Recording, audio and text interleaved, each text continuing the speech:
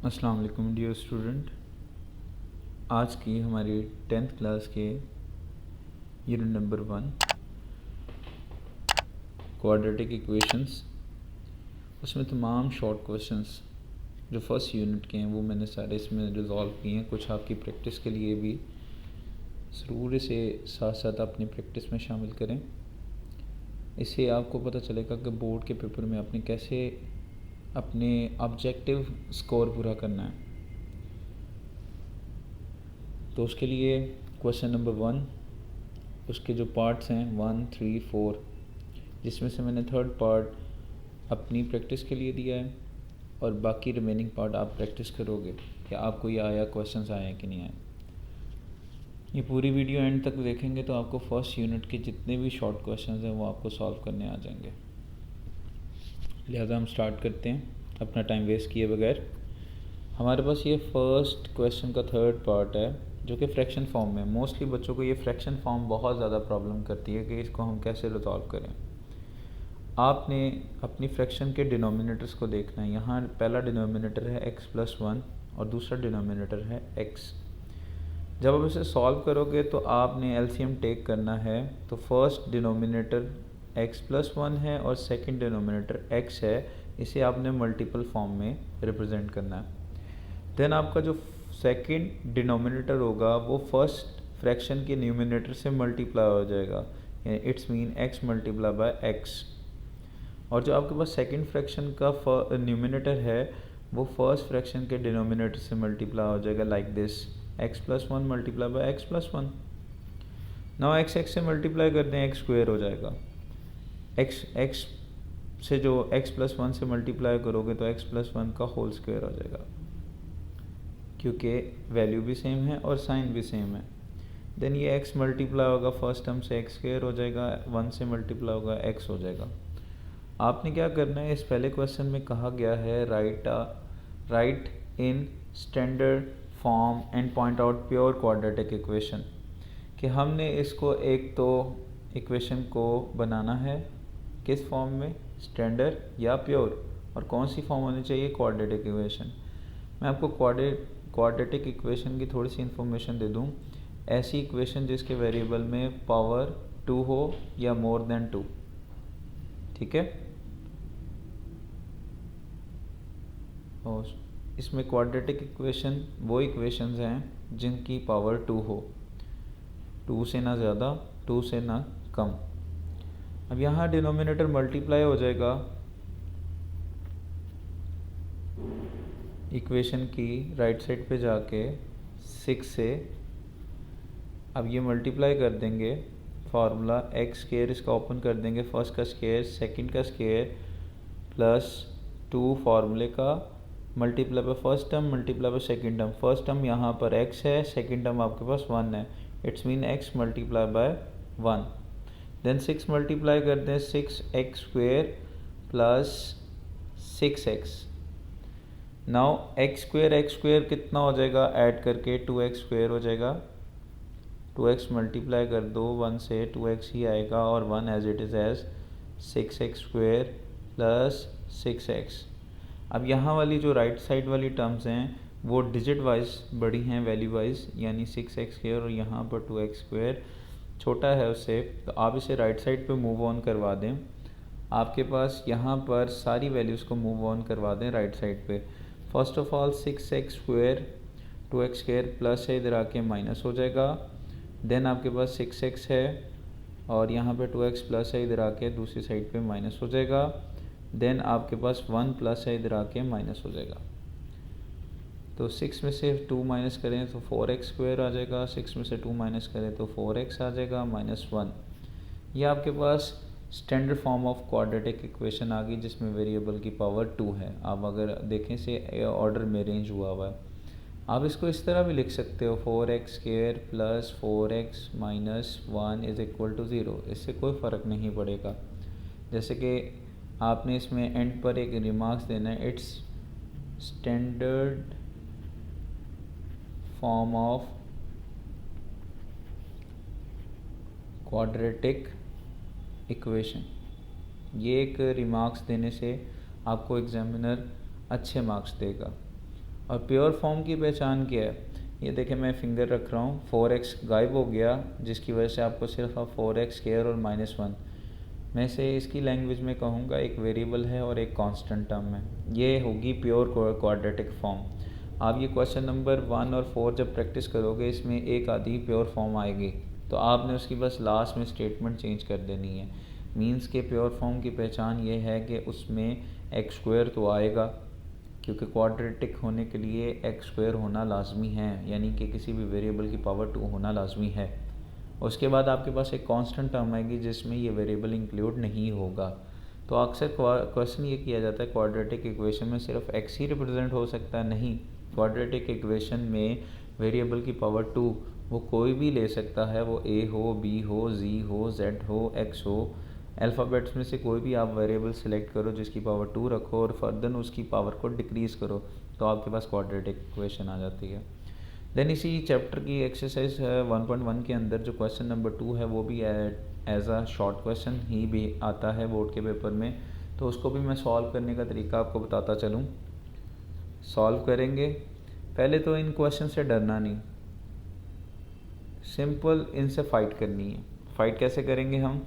आप भी देखें, जिस तरह मैंने फर्स्ट पार्ट का जो थर्ड पार्ट करवाया था, फर्स्ट क्वेश्चन का थर्ड पार्ट करवाया था, अब मैं सेकंड क्वेश्चन का 5 पार्ट करवा रहा हूँ। इसकी प्रैक्टिस के लिए 2, 4 और 5 मैं करवा रहा हूँ, बाकी 2 आपने प्रैक्टिस करनी है, जिससे आपको इसकी कमांड आ जाएगी। अभी फ्रैक्शन सॉल्व करने के लिए मैंने कहा था कि जो डिनोमिनेटर्स हैं उन्हें मल्टीपल फॉर्म में एज एलसीएम टेक कर लेंगे, तो मैं यहाँ पर वैसे ही करने लगा हूँ, मैंने एलसीएम टेक कर लिया। अब मैंने क्या करना है कि फर्स्ट न्यूमिनेटर मल्टीप्लाई होगा सेकंड फ्रैक्शन के डिनोमिनेटर से। सेकंड फ्रैक्शन मेरे पास x ओवर x प्लस 1 है, इसका डिनोमिनेटर इसके न्यूमिनेटर से मल्टीप्लाई हो जाएगा, देन इसका डिनोमिनेटर इस न्यूमिनेटर से मल्टीप्लाई हो जाएगा। अब मैं मल्टीप्लाई कर देता हूँ तो ये x प्लस 1 का होल स्क्वायर हो जाएगा लाइक प्रीवियस क्वेश्चन, और ये x स्क्वायर आ जाएगा is equal to 25 over 12 as it is as आ जाएगा ओवर x मल्टीप्लाई कर दें, x से मल्टीप्लाई होगा x स्क्वायर हो जाएगा, x जब 1 से होगा तो x आ जाएगा मेरे पास। अब इसका फार्मूला जिस तरह प्रीवियस ओपन किया था उसी तरीके से हम ओपन कर देते हैं। फर्स्ट का स्क्वायर 1, सेकंड का स्क्वायर 1 का स्क्वायर 1 ही होता है, plus 2 multiply by first value multiply by second term, तो देन फिर मेरे पास x square as it is as आ जाएगा।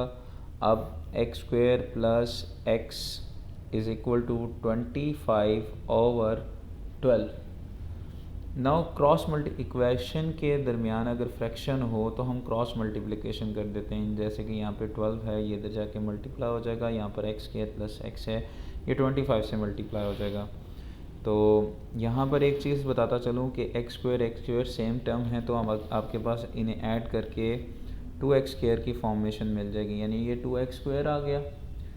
और फिर इसकी अरेंजमेंट बहुत ज़रूरी है, 2x 1 से मल्टीप्लाई होगा तो 2x आएगा और 1 आप लास्ट में लिख दोगे।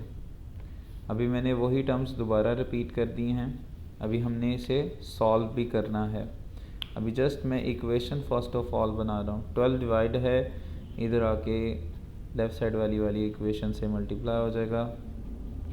सिमिलरली 25 मल्टीप्लाई हो जाएगा एक्स स्क्वायर प्लस एक्स से, 12 टू द 24x स्क्वायर, 12 to the 24x, 12 1 the 12, 25x square multiply by 25x। अब इसकी अरेंजमेंट करता हूँ, 25x स्क्वायर वैल्यू में बड़ा है, यहाँ पे 24x स्क्वायर प्लस है, राइट साइड पे आके माइनस हो जाएगा, 25x प्लस है, यहाँ से 24x माइनस हो जाएगा, 12 प्लस है, इधर आके माइनस हो जाएगा। 25 में से 24 माइनस करें तो 1 बच गया, 25 में से 24 माइनस करें, यहाँ पर भी 1 बच गया, -12। आपके पास ये एक क्वाड्रेटिक इक्वेशन आ गई, वो भी स्टैंडर्ड फॉर्म। बट यहाँ पर उसने कहा था कि सॉल्व बाय फैक्टराइजेशन, तो मैं इसे फैक्टराइजेशन के रूल के तहत अगर मिड टर्म एक टेक्निक है फैक्टराइज करने की, वो यूटिलाइज़ करूँ तो first term as it is as, last term as it is as, और मिडल वैल्यू का साइन, ये एक टेक्निक है। अच्छा, मैं ज़ीरो लेफ़्ट साइड पे लिखा, राइट साइड पे लिख दूँ, कोई से प्रॉब्लम नहीं होगा। अब मैंने क्या किया कि first term as it is as, last term as it is as और साइन। मिड टर्म टेक्निक के अंदर आपने मिड वाली टर्म को ब्रेक करना होता है। अब जैसे कि मेरे पास यहाँ पर फर्स्ट और लास्ट टर्म को मल्टीप्लाई किया जाए, यहाँ फर्स्ट टर्म में तो 1 है, लास्ट टर्म में 12 है, 12 जब 1 से मल्टीप्लाई होगा तो 12 आएगा।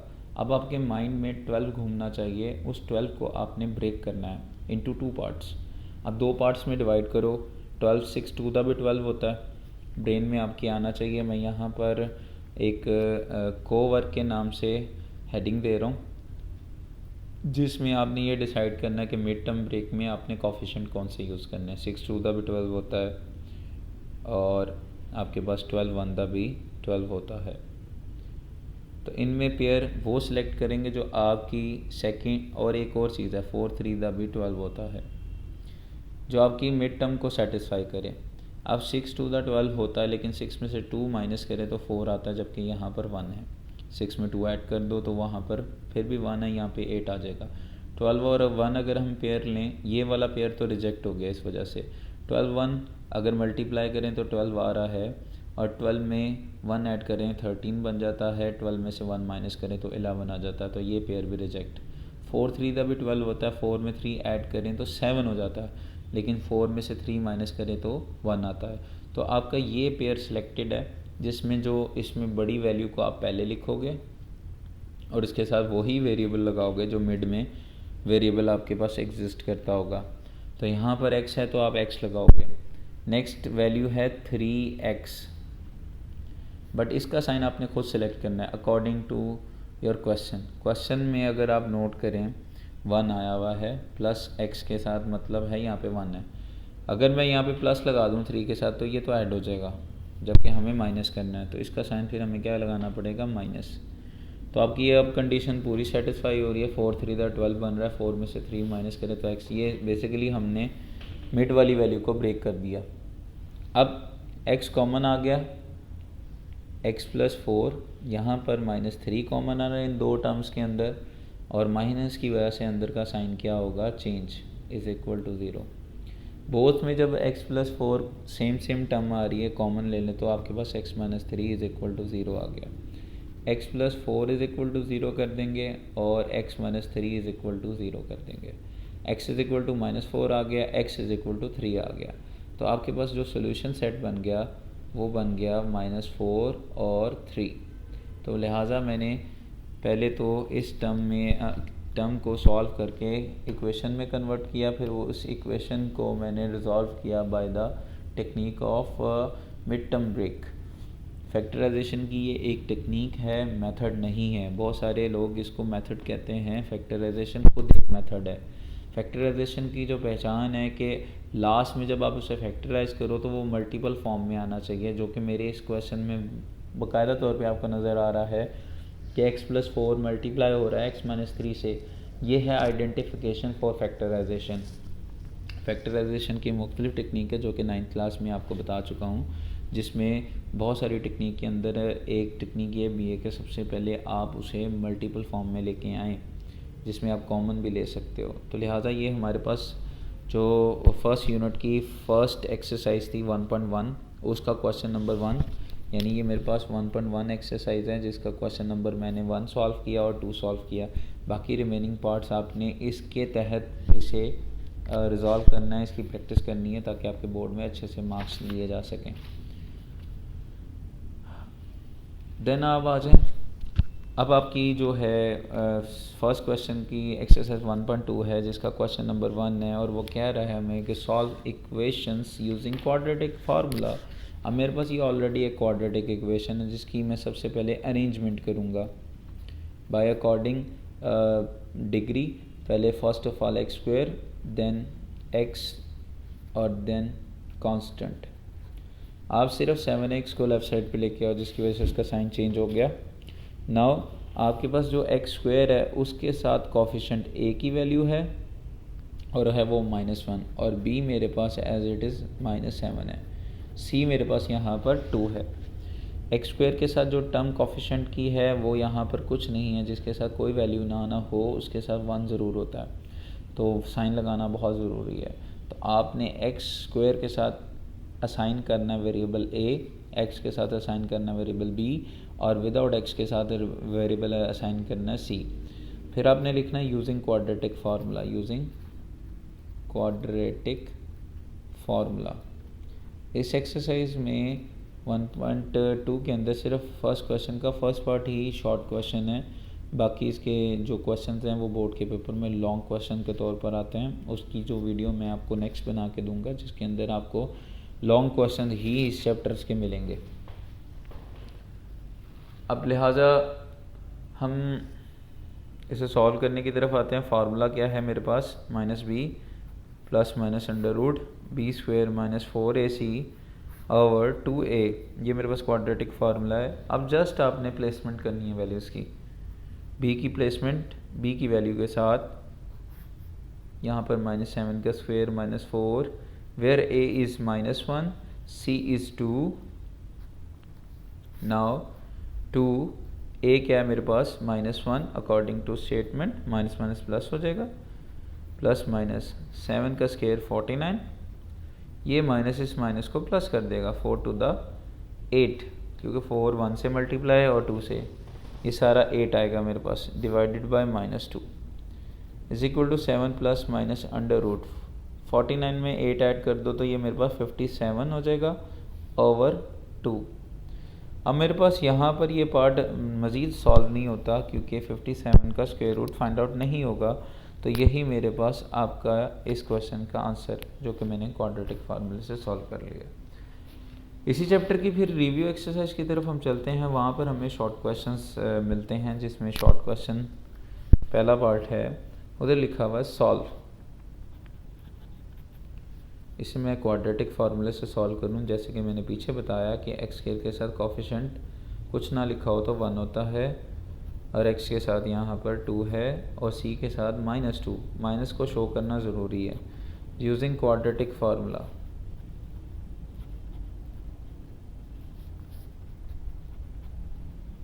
ये फार्मूला यूज़ करना है आपने।